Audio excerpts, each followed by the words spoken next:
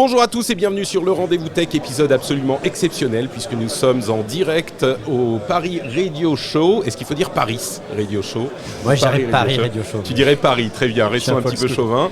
Et on a une foule absolument incroyable en délire qui assiste à l'enregistrement. On les compte par unité. Ils sont très nombreux et elles sont très nombreuses. Donc merci d'être là. On va faire donc une émission un petit peu particulière où on va vous parler un petit peu d'Audio Intelligence, qui est l'un des thèmes du Paris Radio Show. Et évidemment, Audio Intelligence, c'est l'impact que peut avoir l'intelligence artificielle sur notre travail en tant que podcasteur et professionnel on peut dire de la radio presque, et l'impact que ça veut avoir sur vous en tant qu'auditeur et auditrice de ces émissions. Évidemment, je ne suis pas seul. Vous savez que quand je parle sans m'arrêter dans une émission, c'est pas aussi fun que quand on a des intervenants. Et donc, j'ai le plaisir de recevoir aujourd'hui, je suis Patrick Béja, d'ailleurs, je ne l'ai même pas précisé. Bonjour à tous et toutes, Patrick Béja ici, podcasteur de longue date. J'ai le plaisir de recevoir Guillaume Vendée, qui est mon compagnon de longue date également. Ça va, Guillaume ? Ça va très bien, merci Patrick. Alors je suis un peu déstabilisé parce que d'habitude on enregistre dans notre bureau individuellement, en petit comité, moi qui ai un peu peur du monde comme ça. Et là il y a plein de monde autour de nous qui nous regarde. Donc voilà, je suis intimidé. Mais c'est bien, ça va bien se passer, t'inquiète pas, on va te prendre par la main. Surtout qu'on a un professionnel du métier également avec nous, Jules Lavie. Qui nous accompagne. Salut Jules, tu vas bien ? Ça va très très bien, très content aussi d'être là dans cette ambiance. En effet, on entend le brouhaha un peu en bas en dessous de la mezzanine de tous ces participants. J'espère que ça va s'entendre dans les micros, parce que c'est vrai que on est de retour à la Bellevilloise, 1 mois et demi, 2 mois après mon enregistrement des 10 ans de Patreon, puisque le Paris Radio Show a investi l'intégralité de la Bellevilloise. C'est un salon professionnel et il y a beaucoup d'animation. Hein. Les gens de la radio, on pourrait penser qu'ils sont sages, en fait, on s'amuse bien. Ils parlent beaucoup, il paraît. C'est ça.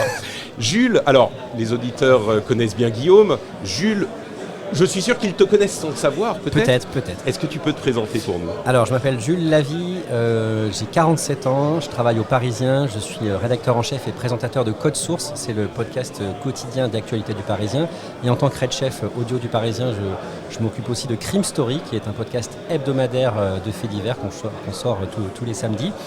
Et en gros, je suis au Parisien depuis 2019. Avant, j'ai une carrière de radio derrière moi. J'avais commencé en 1998 la radio à Radio France, à Bordeaux et à Belfort-Montbéliard, figurez-vous. Et donc, en fait, en 2018-2019, j'ai été appelé par le Parisien pour donc créer ce podcast, qui est l'un des plus gros podcasts natifs en France maintenant. On a je crois, 800 000 écoutes uniquement sur un podcast pur, on va dire, mais aussi des centaines de milliers d'écoutes sur YouTube. Et donc voilà pour ma fiche LinkedIn. Très bien, effectivement, moi j'avoue que c'est l'un de mes podcasts de référence, Code Source, donc je suis très heureux de te recevoir aujourd'hui. Et en un instant à peine, je vais raconter notre rencontre. On s'est croisés il y a 1 an et quelques mois dans le train. Un TGV, en gros entre le sud-ouest et Paris. Sud, ouais. Et ça a été... je dois dire des étincelles immédiatement. Un coup de foudre. Je pense que voilà, on s'est compris tout de suite. Ouais. Et du coup, je suis très heureux de pouvoir te recevoir aujourd'hui puisque... je dis d'un mot parce que ça m'a amusé cette rencontre. En fait, je regardais ton écran, on avait chacun nos écrans d'ordinateur ouverts et en fait ton compte YouTube, ce que tu avais comme vidéo proposée par YouTube, ressemblait étrangement au mien. J'ai dit tiens, c'est marrant, on a un peu le même YouTube. Donc je me suis dit... Bon, finalement, est-ce que ce n'est pas Google, les algorithmes de Google qui nous ont rapprochés un petit peu, une incursion dans la vraie vie. Ça a du bon des fois. C'est ça. Bon, on n'a que 45 minutes, donc il va falloir avancer parce que vous savez que moi, j'aime beaucoup parler. Commençons donc sur le thème, la manière dont... Alors évidemment, l'IA, on en parle tout le temps, c'est sur toutes les lèvres et dans toutes les émissions. Mais là, on va parler un petit peu concrètement et peut-être révéler des secrets. Première discussion que j'aimerais avoir, c'est comment est-ce que nous, au quotidien, dans notre travail dans l'audio, est-ce qu'on utilise l'IA, que ce soit directement relative à l'audio elle-même ou peut-être dans la préparation des émissions.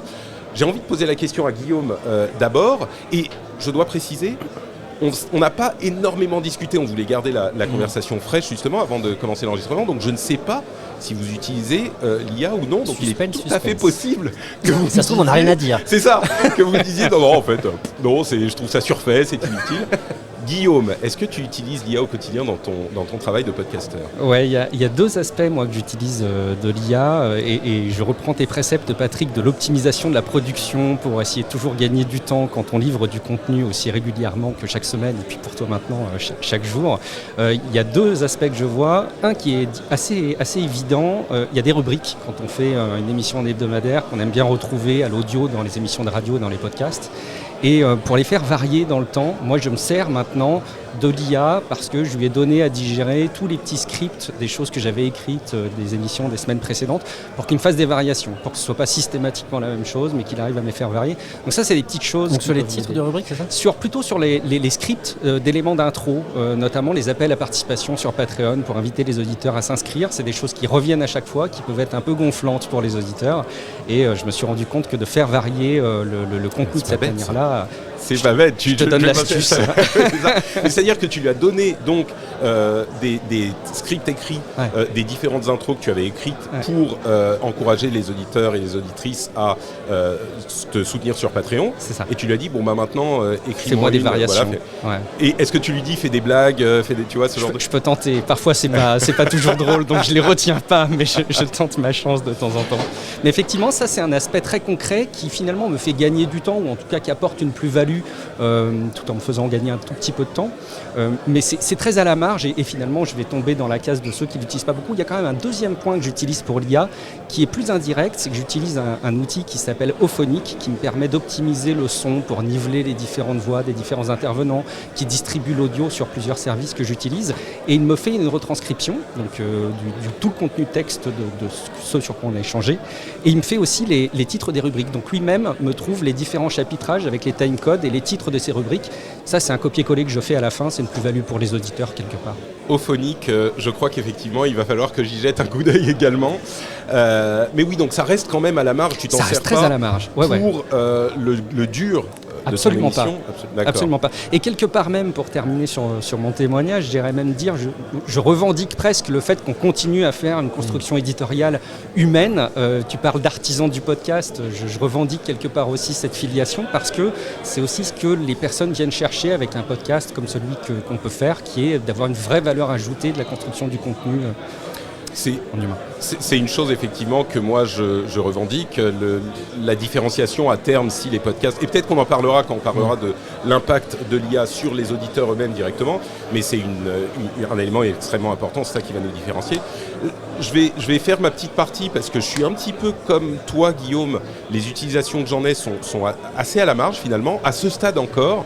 Ce que je fais par exemple, c'est les illustrations qui sont vraiment, qui sont presque pas vues finalement parce qu'elles sont juste sur le site web.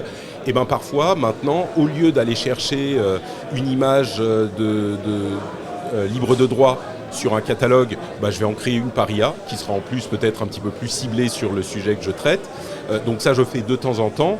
Et l'autre chose, c'est que maintenant je rédige également les introductions de mes sujets de manière assez précise. Et je réécrivais ça en format tweet en 250 caractères. Et maintenant, depuis quelques temps, au lieu de le faire entièrement moi-même, je file à une IA, que ce soit Claude ou ChatGPT ou une autre, le texte qui va faire 4000 caractères de mon intro. Et je lui dis, fais-moi la même chose en 250. Alors, généralement, il n'y arrive pas bien, il fait 300, donc de toute façon, je repasse derrière. Mais ça me fait gagner du temps finalement, c'est ça. C'est pas qu'il bosse complètement pour moi, mais il me mâche le travail un petit peu et puis moi je repasse derrière pour m'assurer que... Mais à part ça, j'avoue qu'il y a assez peu d'utilisation à ce stade, mais je regarde tout et il y a plein de choses qui pourraient être utiles à terme au fur et à mesure que l'IA évolue et que les outils évoluent. Et c'est vrai qu'ils évoluent très très vite. Ici au Paris Radio Show, il y a différents prestataires qui font des démos sur la manière dont ils utilisent l'IA pour servir les productions audio. Et c'est vrai qu'il y a des choses qui commencent à devenir impressionnantes. Jules, tu nous disais que tu commences à jouer un petit peu avec les outils. Alors moi, pour l'instant, l'IA, c'est principalement pour m'aider. Je m'en sers vraiment comme d'une assistance au quotidien pour plein de choses. Concrètement, la dernière fois, je me suis servi de l'IA, c'était cette semaine. En fait, c'était pour aider une journaliste pigiste de mon équipe qui cherche actuellement un logement en location sur Paris. Donc si vous avez un studio à louer, on est preneur. Et donc elle m'a demandé une lettre en fait pour que j'atteste du fait qu'elle fait un certain nombre de piges par mois aux Parisiens et qu'elle gagne tant par mois. Et ça typiquement, j'ai fait donc sur ChatGPT, j'ai écrit un prompt en 5 lignes et ça m'a fait la lettre bien comme il fallait, etc. Et là, quelque part, il n'y a pas besoin qu'il y ait ma touche, qu'il y ait ma patte, qu'il y ait mon âme dans ce courrier. Ça a été nickel. On l'a fait vite fait, après on l'a imprimé. Voilà. Ça, c'est un exemple très concret. Ça m'a juste fait gagner du temps. C'est-à-dire que moi, je suis Red Chef présentateur. Si je gagne ne serait-ce qu'une demi-heure, c'est toujours ça de prix.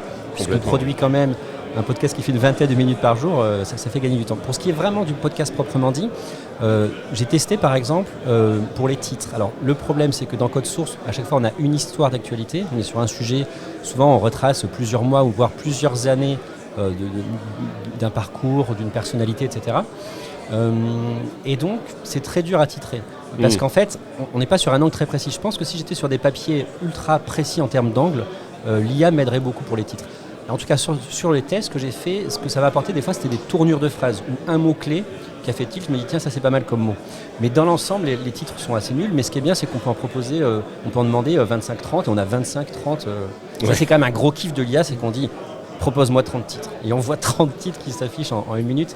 Ça, c'est quand même précieux.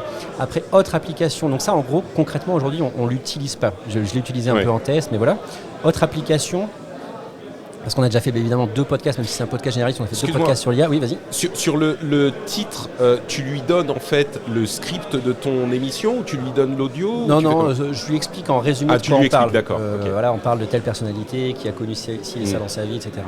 Et après, non, voilà, on a déjà fait 2 podcasts sur l'IA, en gros, je crois, il y a 2 ans, il y a 1 an, un truc comme ça, au lancement puis date anniversaire. Et on s'est amusé à mettre de la voix donc générée par IA, typiquement une voix d'Emmanuel Macron qui dit écoutez Code Source, c'est vraiment un super podcast en résumé. Et pareil, le générique de fin, je l'ai fait faire en IA en fait. Donc c'est ma fausse voix entre guillemets qui a lu le générique de fin. Ça, c'était pour donner à voir aux auditeurs de Code Source qui, pour beaucoup, je pense, n'ont jamais tester l'IA, à quoi ça ressemblait. Et donc là où on peut utiliser l'IA au quotidien maintenant dans les podcasts, c'est quand il y a une coquille dans la voix de quelqu'un qui n'est pas là. Je pense que, et on a dû le faire 1 ou 2 fois, un peu comme ça, en loose day, discrètement. On peut corriger une coquille avec une voix générée par IA. Quoi. Ah oui, donc ça vous l'avez fait. Ça on l'a déjà fait. Vous corrigez un mot qui n'était pas le terme. Voilà, donc du coup, l'ingénieur du son avec qui on bossait ce jour-là a généré plusieurs phrases et puis il a pris vraiment le meilleur mot et comme ça il a pu corriger la coquille d'une personne qui n'était pas présente pour pouvoir réenregistrer son micro. C'est hyper intéressant, Jules, parce qu'on est entre professionnels du podcast et de la radio, donc on peut parler de publicité. Et c'est vrai que quand il y a des messages dits host-read, en tout cas des messages qui sont construits pour un annonceur, plutôt que de faire un aller-retour avec le client, avec une régie média pour modifier un mot-clé dans cette annonce, effectivement, les régies médias commencent à évoquer le fait d'utiliser l'IA pour dire on a enregistré votre voix en tant que présentateur de podcast, on ne va pas l'utiliser pour rédiger des messages, mais par contre, si on a besoin de corriger un mot, plutôt que de faire des allers-retours et de perdre peut-être 48 heures, on le fait en IA. Et alors ça, c'est le début, mais tu vois où ça mène, parce que mine de rien, si on veut, alors j'aime bien chercher la petite bête et poser les questions qui fâchent, mais finalement, d'une certaine manière, sur le principe,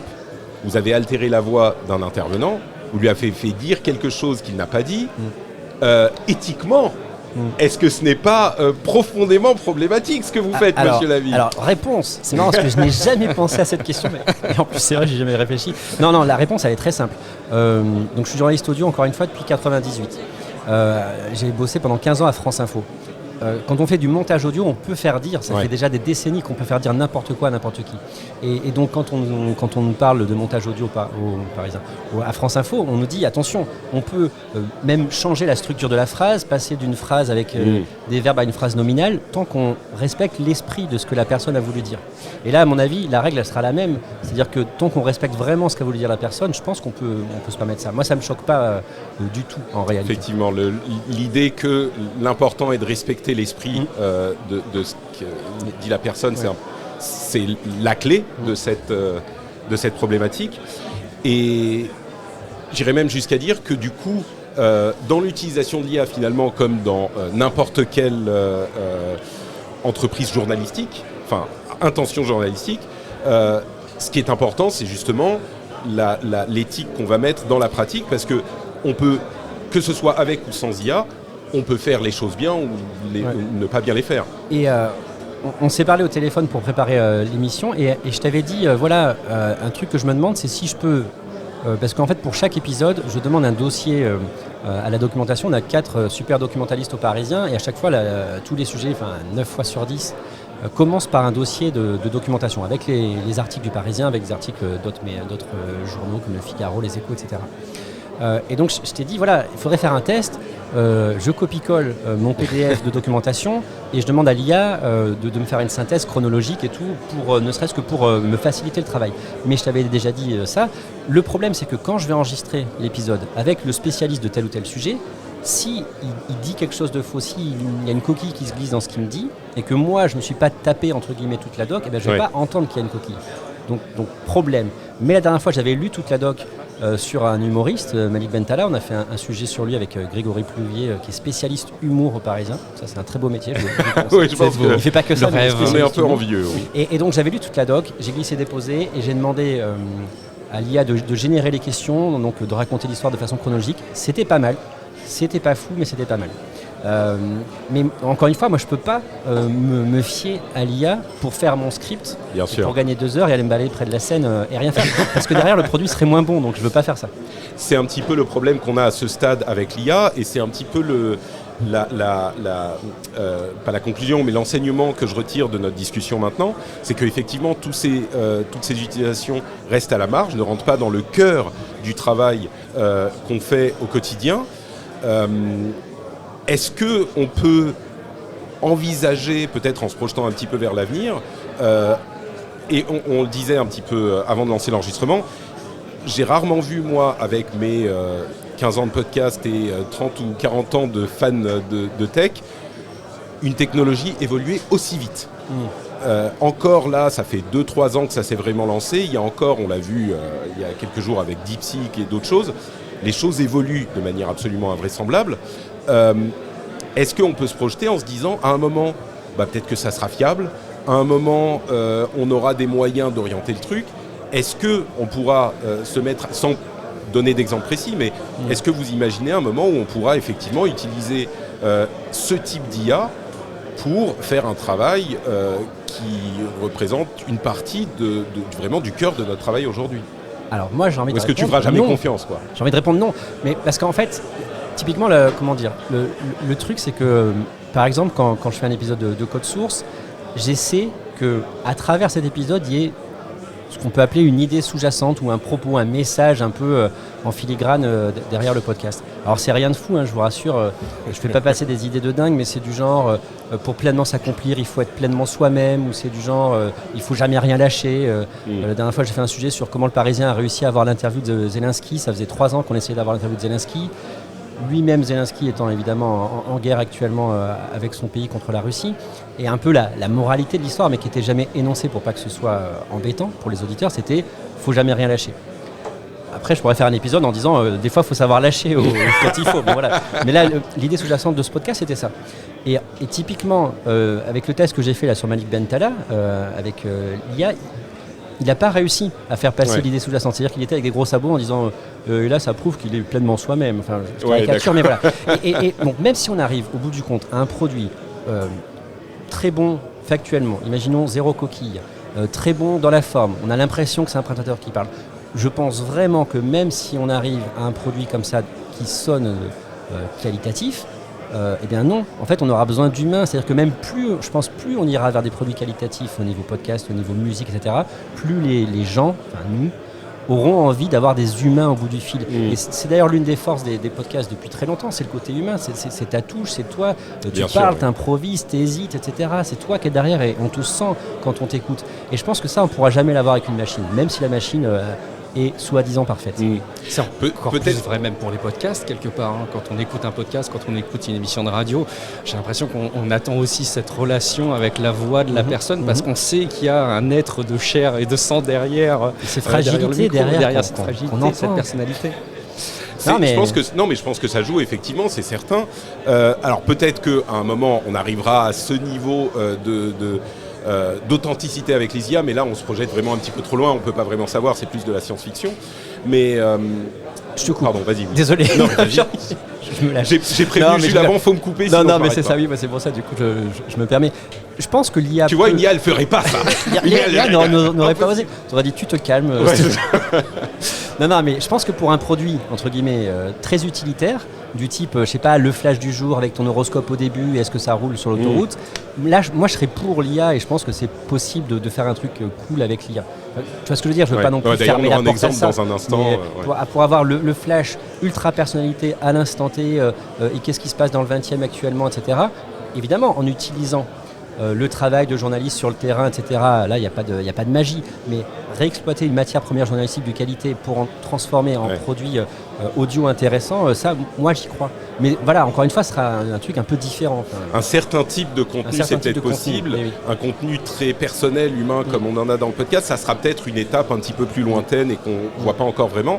Il y a une réflexion qui me vient. On a regardé, il y a ces derniers temps, une série d'Arte qui s'appelle Rematch, dont vous avez peut-être entendu parler, qui relate le rematch entre Kasparov et Deep Blue dans les années 90. Qui est une série. Alors c'est marrant parce que Arte essaye de faire un show à l'américaine. C'est intéressant ce qu'il en ressort, mais c'est pas à l'américaine du coup. C'est plutôt franco-allemand. Je veux pas être méchant, mais disons qu'ils ont pas le niveau d'expertise peut-être de Hollywood. Donc c'est pas mal, hein, c'est bien. Mais il y a des trucs où tu sens que c'est pas aussi pointu, quoi. Bref, peu importe. J'ai quand même apprécié de regarder l'émission, on l'a regardé jusqu'au bout. Mais ce qui me frappe, c'est que on se disait à l'époque, et c'est vrai, je l'ai vécu parce que je suis un petit peu âgé.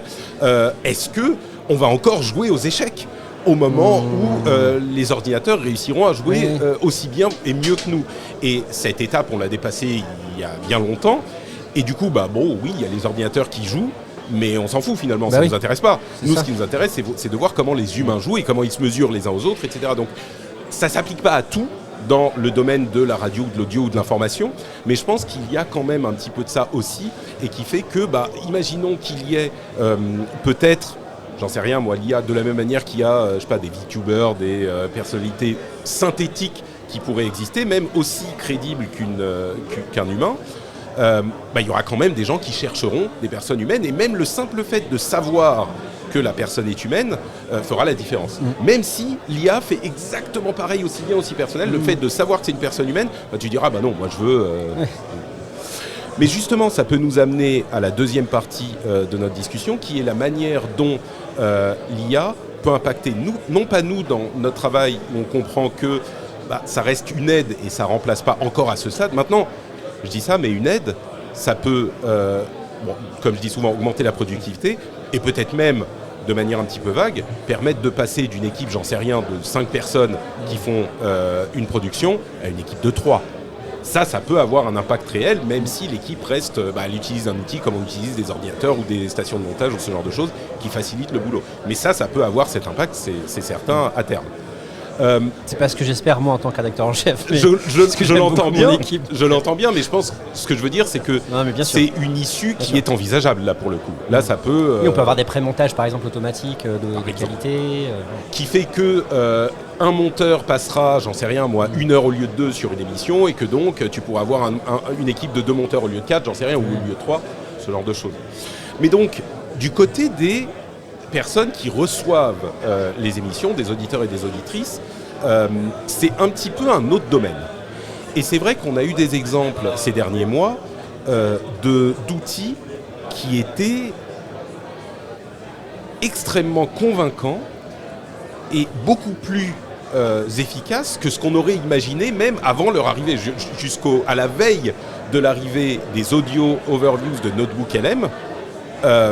On n'imaginait pas que ça pourrait fonctionner aussi bien. Alors je rappelle pour ceux qui ne connaissent pas cet outil, Notebook LM, c'est un outil de Google auquel on peut donner un certain nombre de documents, les documents qu'on veut, et qui va ensuite faire travailler une IA sur ces documents, et on va pouvoir poser des questions à l'IA, comme un chatbot, comme ChatGPT, sur les documents spécifiques qu'on lui a donnés. Et ils ont donc créé un outil supplémentaire dans Notebook LM qui crée un podcast avec 2 intervenants un homme et une femme, qui vont discuter des sujets que contiennent les documents qu'on a fournis. Et donc, ils créent un podcast où ils vont présenter les sujets, en parler, discuter des controverses qu'il peut y avoir sur les sujets d'actualité ou sur à peu près tout. Et ça fonctionne de manière incroyable. Enfin, vraiment, c'est une qualité d'un naturel. On parlait de naturel tout à l'heure. Le naturel des intervenants est saisissant.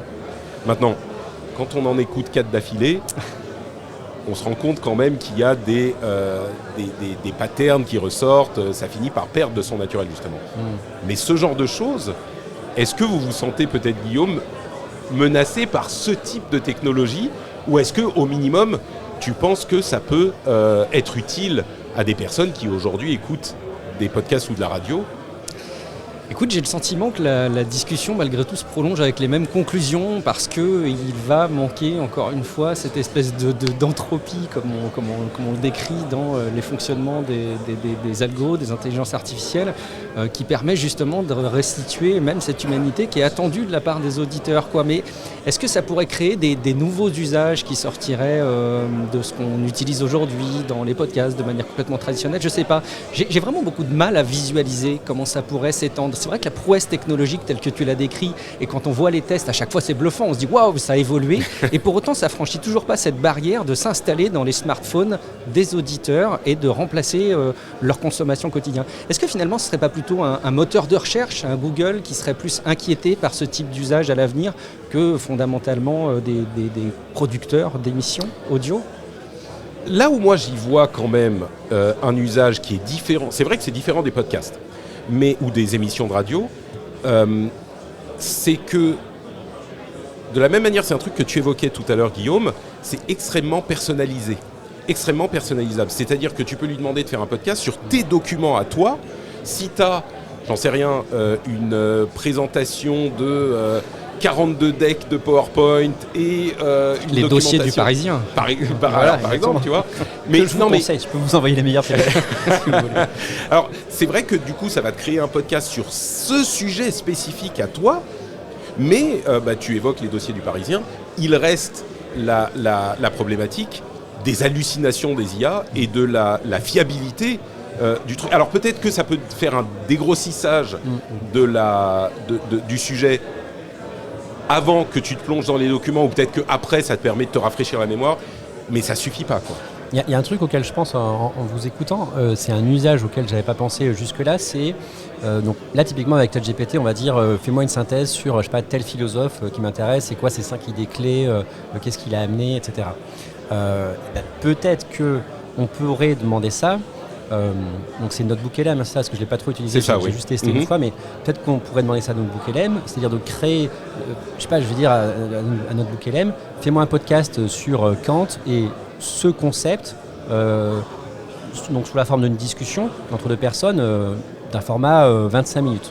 Assez poussé, mais pas trop quand même. Pour quelqu'un qui a fait 2-3 ans d'études, mais pas plus. Pouf, ça me génère mon podcast en quelques minutes, de mémoire c'est 5-6 minutes je crois, c'est je sais pas où on en est. Voilà, c'est ça. Je monte dans le métro et j'écoute mon podcast sur Kant que je me suis demandé et voilà, auquel j'avais pas pensé avant-hier si tu veux. Mais là aujourd'hui j'ai envie d'approfondir et il y a un truc quand même qui moi m'intéresse, m'habite, etc. depuis que je suis tout petit, c'est que j'ai un peu galéré entre guillemets à l'école parce que je lisais lentement. J'ai appris ça en lisant le Parisien. Je faisais partie des 20% des gens qui subvocalisent, c'est-à-dire que quand je lis, j'entends ma voix. Pareil. Il y a des avantages. Moi aussi. Vous aussi, vous subvocalisez ? Moi, malheureusement, j'ai l'impression que je suis une bête un peu étrange qui ne suis pas sujette à ça. Mais on a déjà eu cette discussion avec on parlait du monologue interne et de la... comment ça s'appelle ? J'arrive pas à voir d'image dans mon... D'accord. Enfin bon, bref, non mais voilà, on n'a pas tous le même cerveau.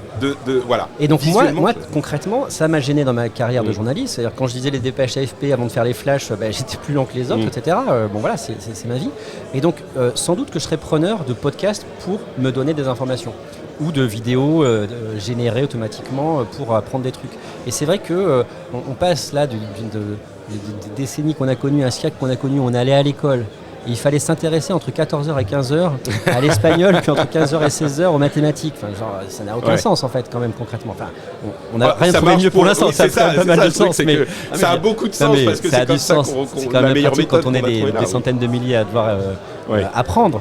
Mais voilà, donc voilà, s'il y a des applications comme ça, et en effet, si derrière il n'y a pas d'aberration, et si tout ce qui est dit sur Kant est vrai, moi je suis preneur de ce genre de choses. Mais c'est ça qui est hyper intéressant parce que aujourd'hui, le foisonnement de contenu, qu'il soit audio ou vidéo, parce qu'on va parler. Aujourd'hui, tu veux facilement apprendre ce que les préceptes de Kant et qui il était. Tu as quelques solutions différentes. Tu vas aller acheter un bouquin de vulgarisation et le lire. Tu vas essayer de trouver des articles où beaucoup de gens, peut-être plus jeunes que moi, ou moi, vont aller sur YouTube et chercher Kant, c'est qui, qu'est-ce qu'il fait, machin. Si tu peux te faire générer le sujet que tu veux, peut-être, c'est même pas que le contenu n'existerait pas ailleurs, mais peut-être que tu vas pas penser ou vouloir aller chercher un contenu que quelqu'un d'autre a fait, et simplement demander à l'IA, fais-moi ça en podcast, et tu... Tu vois, franchement, sur ce sujet-là, on parle de Kant et tout, parce qu'on est quand même des gros intellos, il faut bien quand même sûr, bien mettre en avant. Ça va quand même s'appuyer sur une thèse d'un gars fou de philo aux États-Unis qui a bossé pendant 5-6 ans sur Kant et qui a produit sa thèse. Plus que ça, sur tout le matériel académique qui a ingéré l'IA sur un travail, oui, bien sûr. Exactement, c'est quand même fou quand il pense. Enfin, de pouvoir avoir accès à ce savoir et d'une façon... c'est-à-dire que, ok, ça a pioché sur tout ça, donc cette base de données absolument dingue, et toi derrière tu peux dire, attention, je suis une adolescente de 15 ans, ou je suis un gars de 40 ans, mais j'ai jamais étudié de philosophie, donc parle-moi vraiment en termes simples. C'est-à-dire que tu peux adapter évidemment la réception du message. C'est quand même génialissime. C'est la personnalisation en fait qui est la clé dans tout ça, qui fait la différence entre le travail qu'on fait nous et les outils IA, le travail que pourraient fournir des outils d'IA, c'est que tu peux demander exactement ce que tu veux. Et le gros problème finalement qui reste, le gros obstacle sur lequel on revient systématiquement, c'est les hallucinations. C'est-à-dire qu'on ne peut jamais être sûr qu'il ne s'est pas glissé dans ce résumé une chose à laquelle on ne peut pas faire confiance. Alors après, tu as des moyens de vérifier avec des références, des notes, tout ça, mais ça defeats the purpose un petit peu. C'est-à-dire que si toi, après, tu dois aller checker le travail et vérifier qu'il ne s'est pas planté, bon, bah, ça... Mais donc, cette personnalisation, c'est ça la vraie valeur ajoutée indéniable que l'IA peut fournir. Et tu vois, par exemple, aujourd'hui, désolé, et dis-moi si je parle trop, mais aujourd'hui, l'IA, moi, je le considère en gros comme un pote qui serait un puits de science, pas forcément super intelligent, pas forcément une grosse personnalité, mais qui serait un puits de science. Et je considère qu'un pote peut te donner des bons conseils et il peut dire des bêtises. Moi, je considère que je dis entre 60 et 50% de bêtises, donc vous ferez votre marché dans ce que je dis aujourd'hui. Mais c'est ça, je le considère comme un super pote qui a plein de connaissances, mais pas plus quelque part. Et donc, ça peut m'alerter sur des trucs, ça peut m'apprendre des trucs. Je veux dire, moi, j'ai eu un grand frère qui m'a toujours appris la vie, etc. Et jusqu'au jour où j'ai compris qu'il pouvait me dire l'inverse 2 ans plus tard. Je dis, mais tu m'as dit l'inverse 2 ans plus tôt. Donc là, je commence à mettre en doute ce qu'il disait. Mais voilà, c'est ça. Enfin, c'est quand même déjà énorme en fait d'avoir un pote qui a tout lu, quoi, en gros. Je te retourne la question, Patrick. Est-ce que toi, t'aimerais qu'une IA demain mette à disposition le rendez-vous tech sur lequel on puisse mettre un prompt qui est enlève-moi tout contenu politique de tous les propos de Patrick et garde-moi la substantifique moelle technique. Est-ce que t'aimerais ça? Écoute, à partir du moment où l'IA télécharge le podcast et donc compte comme un téléchargement sur ma régie pub, tu vois, ok, pourquoi pas. Ça peut être... Non mais tu vois, c'est un élément important de la question aussi. Et j'en profite aussi parce que j'ai utilisé l'IA pendant notre échange pour retrouver le terme. Patrick, c'est la fantaisie. La fantaisie, merci. Alors c'est quoi du coup la fantaisie? Alors la fantaisie, c'est l'incapacité de visualiser des choses dans ton esprit. C'est-à-dire que moi, si je ferme les yeux et je me dis, je voudrais voir quelque chose, un éléphant rose, par exemple? C'est noir. Je ne vois rien, jamais. Et il y a, je ne sais plus combien, 5%, 10% des gens qui sont aphantasiques. Et il y a des gens qui n'ont pas de monologue interne. C'est-à-dire qui ne se parlent pas eux-mêmes dans leur tête. Et moi, je ne comprends pas comment ces gens fonctionnent. Je regarde Guillaume en disant ça. Moi, je me sens très seul parce que je n'ai ni l'un ni l'autre. Donc, je dois être vraiment vide. C'est-à-dire, tu n'as pas de monologue? J'ai pas de monologue interne. Et je pense que tu te dis pas... Attends, là, je vais faire ça. Faut que j'aille manger.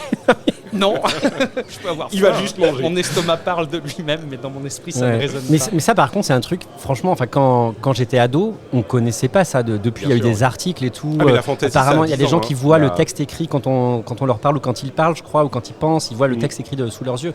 Comprendre qu'on n'est pas tous câblés pareil, ça, c'est quand même un truc vraiment chouette de notre époque. Alors, tout n'est pas chouette dans notre époque, malheureusement, j'ai l'impression. Mais il y en a quelques-uns. Mais comprendre qu'on n'est pas tous câblés pareil, ça, c'est quand même très, très important aussi, même pour comprendre voilà, pourquoi on ne fonctionne pas pareil en général, quoi. Notre rapport au stress, notre rapport à est-ce qu'on est expansif, pas expansif, voilà. Notre rapport à l'IA.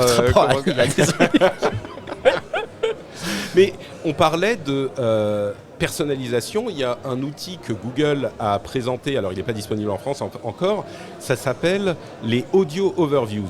Et là, je crois qu'il y a un vrai problème. On en parlait dans l'émission il y a quelques semaines. Enfin, un vrai problème. Il y a une vraie utilité qui se rapproche de ce que tu disais, c'est-à-dire que Google, qui connaît nos goûts, nos préférences, nos intérêts, propose donc aux États-Unis un résumé audio de 5 minutes de l'actu du jour, en fonction de toi, ce que tu aimes bien ou pas. À l'instant T, du coup à l'instant T, oui. C'est-à-dire que tu le génères, enfin, j'en sais rien, ça se trouve, c'est le matin. Ouais.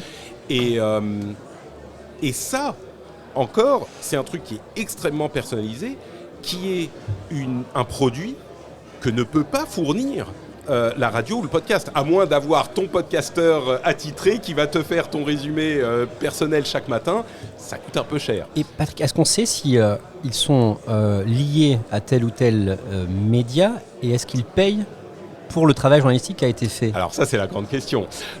Chacun des grands producteurs de modèles de langage est en train de faire des partenariats avec différents médias. OpenAI on a fait avec, je crois qu'ils ont fait avec Le Monde d'ailleurs, il y a déjà un an, OpenAI. Enfin, Google en fait aussi. J'imagine que pour éviter les problèmes, ils se basent sur les contenus de ces médias. Faut l'espérer. Faut l'espérer. Mais disons qu'à terme, on peut imaginer que... remarque, la question que tu évoques est importante, parce que du coup, ça veut dire qu'on a quand même besoin du travail de ces médias. Et oui. Sans le travail des médias, l'IA n'a rien sur quoi se baser pour faire ton résumé. Du coup, le journalisme est sauvé. Tout va bien. Pour aujourd'hui. C'est ça. Pour aujourd'hui. On se revoit demain. Est-ce que si on se prend à imaginer un petit peu le futur, là, si on se plonge dans plus que dans de la science-fiction, mais si on étend la trajectoire sur laquelle on est de manière un petit peu fantaisiste. Ah, fantasy. Heroic fantasy.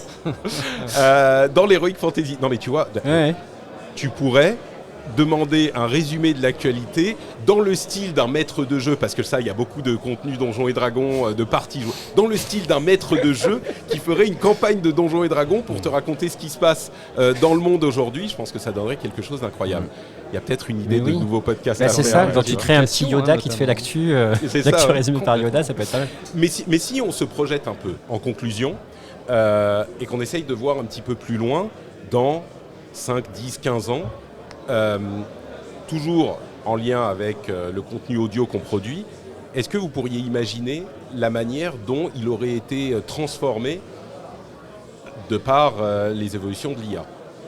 Pardon, le podcast qu'on fait aujourd'hui là ou... Non, pas celui-là, là maintenant, pas l'épisode là qui sera compris. Tu vois, comment code source ou un type de contenu pourrait exister, ou j'en sais rien. Peut-être qu'on aura, comme le prophétise Sam Altman et d'autres, notre équipe d'agents IA, qui sont plusieurs personnalités différentes avec lesquelles on va parler pour dire alors attends, toi résume-moi ce qui s'est passé en politique. Non, mais va demander à mon autre IA les impacts sur l'économie et puis reviens me voir quand vous aurez discuté, tu vois, ce genre de truc. Moi, j'ai le sentiment quand même qu'au fil de notre échange, il y a cette hyper-personnalisation, si jamais on tire le trait jusqu'au bout, qui pourrait arriver. Est-ce que demain, un épisode de Code Source pourrait exister avec le même niveau de production et sans effort supplémentaire, mais simplement avec un travail de l'IA, une version de 5 minutes, une version de 10 minutes, une version d'1 heure, qui aille plus creuser les détails? Est-ce que finalement, il pourrait y avoir, comme je le disais tout à l'heure, une version du rendez-vous tech qui ne prenne en compte que les contenus réseaux sociaux et qui développe les sujets que tu as établis? Et ce ne serait pas quelque chose que tu as enregistré 2, 3, 4, 5, 10 fois, mais qui serait hyper personnalisé. C'est presque un petit peu le même fil qui me semble être tiré, et là aussi très doucement et avec un avenir très lointain, sur les contenus vidéo. Quand on voit qu'un Netflix va savoir demain nous permettre de voir la série qui vient de sortir, mais avec l'acteur qu'on aime. C'est hyper personnalisation. Ou avec moi. Ou avec Patrick, qui crée un métavers. Qui sauve le monde à la fin. Non, mais cette hyper personnalisation. Il y a des choses aussi qu'on n'imagine pas. On parlait avec Nicolas de l'organisation du show où on est aujourd'hui, d'un des intervenants qui permet, c'est Podcastéa je crois, qui permet après l'écoute du podcast ou même avant, de discuter avec le podcast. Tu vois, ce genre de choses, genre si... L'after show. Mais c'est ça. C'est-à-dire que toi, tu écoutes ton émission Et puis, imaginons, il y a le fichier audio lui-même, la transcription, et puis peut-être même des sources que tu fournis de ton travail pour avoir conçu l'émission. Et après l'écoute, eh ben, l'auditeur ou l'auditrice pourrait dire ok, super, c'était bien, mais Patrick, attends, à tel moment tu dis ça et ça. Est-ce que ça veut dire que c'est de là que ça vient, ou est-ce que tu vois, tu pourrais poser des questions pour en savoir. Est-ce que tu peux m'expliquer un petit peu plus longuement? J'ai pas bien compris cette partie. Ça aussi, ça serait un truc qui est tout à fait envisageable là, à ce stade. Sans travail supplémentaire. Alors, t'as un travail technique, tu vois, mais... Travail technique. Alors, Jules fait les gros yeux. Pareil, je ne sais pas s'il s'inquiète ou si... Oui, un peu. Non, mais en fait, c'est l'idée d'avoir un film où tu changes l'acteur principal. Si on regarde même plus les mêmes films, c'est fini, quoi. Je veux dire... Mais ça aussi, c'est quelque chose qui est complètement envisageable. Ça peut même aller plus loin. Tu veux tel type de film, alors une comédie romantique, je ne sais pas si vous suivez le Netflix Christmas Universe, mais c'est une série de films qui produisent depuis 5 ou 6 ans, très cheap, sur le prince de Noël, le machin, et ils sont interconnectés, c'est incroyable. Mais tu pourrais dire, alors je veux tel film avec tel type d'action, et puis un rebondissement à la fin, mais tout se finit bien, et puis la princesse sauve le chevalier, tu vois. Ouais, tu génères ton film comme tu génères une musique aujourd'hui. Exactement. Les paria, quoi. Et la musique générée aujourd'hui, alors on en passait dans l'émission il y a quelques mois et un an quand ça c'est sorti, c'est encore meilleur aujourd'hui. Ouais. Ça devient vraiment de la super qualité.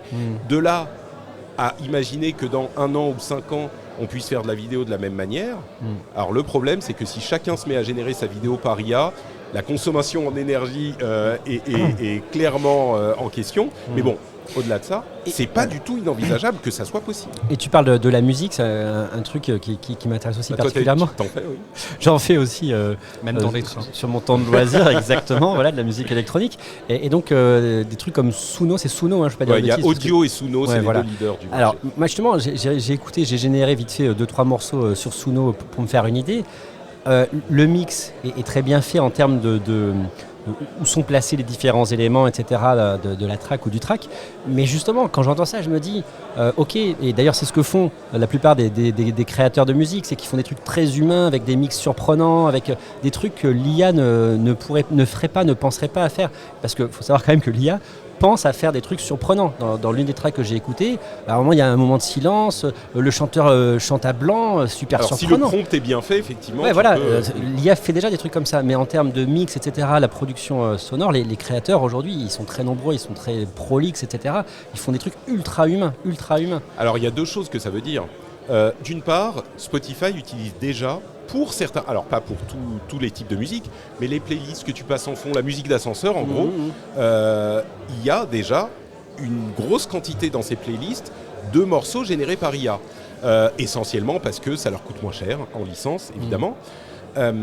Donc c'est déjà utilisable et je pense que les experts et les spécialistes et les musiciens vont dire « Ah oui, mais non, mais là, ça va pas parce que c'est pas bien mixé, parce que tel instrument, tu l'entends. » Mais un un néophyte, dire « Bah oui, c'est de la musique que je mets en fond, ça me va. Ouais. » Mais, de l'autre côté, ça veut aussi peut-être dire qu'on va chercher encore plus qu'avant ce petit...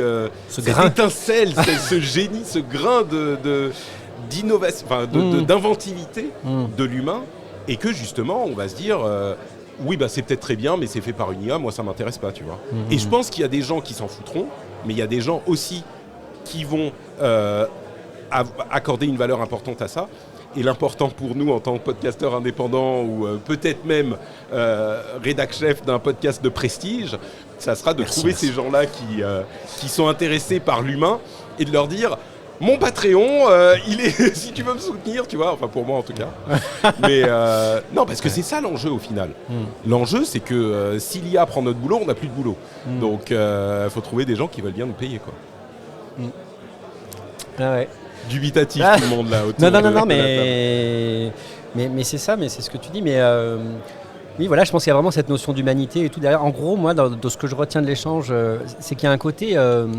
Pour ce qui est utilitaire, pour moi, ça me va très bien l'IA, en gros, mais pour tout ce qui est artistique ou artisanal ou humain, et je pense que l'information en fait partie, on a besoin d'humains. Enfin... Je dois quand même dire, moi j'aime me faire l'avocat du diable dans mes émissions, pour le principe. Il y a une possibilité qu'on soit tous les trois autour de cette table, et peut-être un certain nombre d'auditeurs et d'auditrices également, en train de se laisser emporter par nos élans romantiques de la valeur de l'humain, et que l'IA réussira. Alors encore une fois, il y a le problème de l'inventivité, il y a le problème des hallucinations, mais que ces problèmes pourraient être réglés et qu'ils pourraient parfaitement faire le boulot aussi bien que nous. Peut-être pas demain, mais imaginons là ce qui s'est passé en 2 ans, peut-être que dans 5 ans, 10 ans... alors si c'est dans 50 ans, nous on sera plus forcément dans les forces de travail, donc ça ira. Vraiment, j'ai du mal à, tu le vois pas, à concevoir ça. Et pourtant, je suis plutôt, tu l'auras compris, assez... T'es pas un anti-IA, je suis pas du tout anti-IA, je suis plutôt early adopter, comme on dit, etc. Ouais. Enfin, vraiment, et pour moi, d'ailleurs, l'IA, c'est vraiment l'un des 3 effets waouh de ma vie, comme beaucoup de gens, quoi. Mais je pense que justement, enfin... on gardera... même si le produit est parfait, à partir du moment où je sais que c'est généré par une IA, ça m'intéresse moins. Enfin, c'est comme une sorte de choix ça de consommateur. Ça dépend si le produit est utilitaire ou pour le plaisir. Ou oui, voilà, encore une fois, moi pour un truc purement utilitaire, ou encore une fois, l'IA qui me génère un podcast sur tel ou tel domaine qui m'intéresse, n'importe quoi. Comment est-ce qu'on mixait... Quand on revient à Kant, comment est-ce qu'on mixait le rock dans les années 70 en Californie? Je peux demander un podcast ou une vidéo YouTube à terme à l'IA. Et je saurais comment les meilleurs ingénieurs du son californiens des années 70 faisaient la balance entre la guitare et la batterie, quoi. Bon, ça, why not? Bien sûr que je suis preneur. Mais après, si c'est un podcast, je sais pas, musical ou comme ça, ou qui fait découvrir des jeunes artistes, j'ai besoin d'un humain derrière. C'est bien sûr. Obligatoire. Enfin, pour moi, évidemment, c'est personnel. Guillaume, tu auras le mot de la fin. Écoute, quel honneur, mais j'ai pas la réponse de ce qui va se passer. Moi, j'ai une idée de l'échéance, peut-être. J'ai tendance à penser que les personnes qui sont nées à partir de 2024, qui naissent en ce moment, c'est une génération qui va arriver qui n'auront connu qu'un environnement dans lequel il y aura eu l'IA. Ils n'auront pas connu un monde dans lequel il n'y aura pas eu d'intelligence artificielle. Et sans doute que la réponse, alors je ne sais pas laquelle elle sera, mais peut-être dans une dizaine, une quinzaine d'années, on aura peut-être pu constater soit des changements, soit on aura été réconforté par l'IA au service de l'humain.